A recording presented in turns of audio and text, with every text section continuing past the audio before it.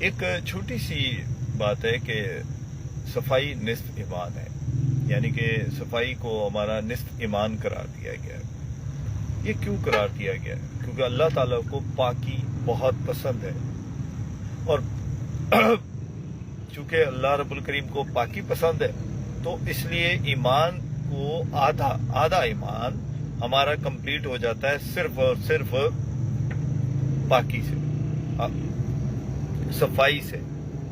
تو آپ اندازہ کریں صرف آدھا ایمان ہمارا اس سے کمپلیٹ ہوتا، اور اگر ہم یہی کام نہیں کرتے پاکی والا، صفائی والا، تو کیا ایمان ہمارا رہ جائے گا؟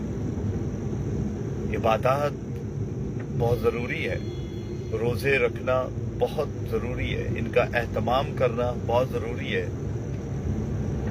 اور ایسے لوگوں کے روزے کھلوانا کہ جو بیچارے نہیں، کچھ جن کے پاس کچھ وسائل نہیں ہیں، اس کا ثواب اجر بھی بہت ہے۔ لیکن سوال یہ پیدا ہوتا ہے کہ ہم جو نصف ایمان ہے جس کو صفائی کہا گیا ہے، کیا وہ کمپلیٹ کرتے ہیں یا کسی دوسرے کی صفائی میں بھی خلل ڈالتے ہیں؟ جیسے کہ آپ کو پتہ ہے ملاوٹ یہ کیا ہے، یہ کیا چیز ہے ملاوٹ؟ بیسیکلی ایک پاک صاف چیز کو گندا کر دینا، یعنی کہ ملاوٹ کرنے والا بیسیکلی جو آپ کے لیے اللہ رب الکریم نے جو چیزیں بنائیں تاکہ ہم وہ ان کو کھائیں پیئیں، یا کچھ کمپنیوں نے اچھی چیزیں بنائی کہ جناب یہ استعمال کریں، اس میں ملاوٹ کر دینا، تو یہ صفائی کے ساتھ گڑبڑ کرنے والی بات نہیں ہے۔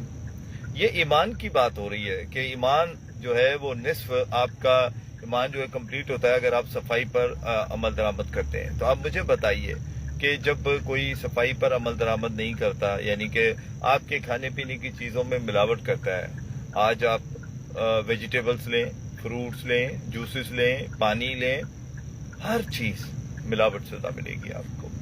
تو یہ ملاوٹ شدہ چیزیں کیا ہماری ایمان کے ساتھ کھلواڑ نہیں ہیں؟ اس کے علاوہ بہت ساری ایسی پروڈکٹ امپورٹ ہوتی ہیں پاکستان میں جن کو حلال نہیں کہہ سکتے۔ فور ایگزامپل جیسے کہ آپ دیکھیں انسیکٹس جو ہوتے ہیں ان کا کلر یوز ہوتا ہے، ان سے بنی ہوئی پروڈکٹ یہاں بہت پڑی ہوئی ہیں۔ پھر کچھ ایسی پروڈکٹ بھی آتی ہیں کہ جس میں اچھا دیکھیں بنانے والے اگر وہ غیر مسلم ہیں تو وہ باقاعدہ اپنی پروڈکٹ پہ مینشن کرتے ہیں کہ جناب یہ پروڈکٹ میں یہ چیزیں شامل کی گئی ہیں۔ تو جب یہ چیزیں شامل کی گئی ہیں تو پھر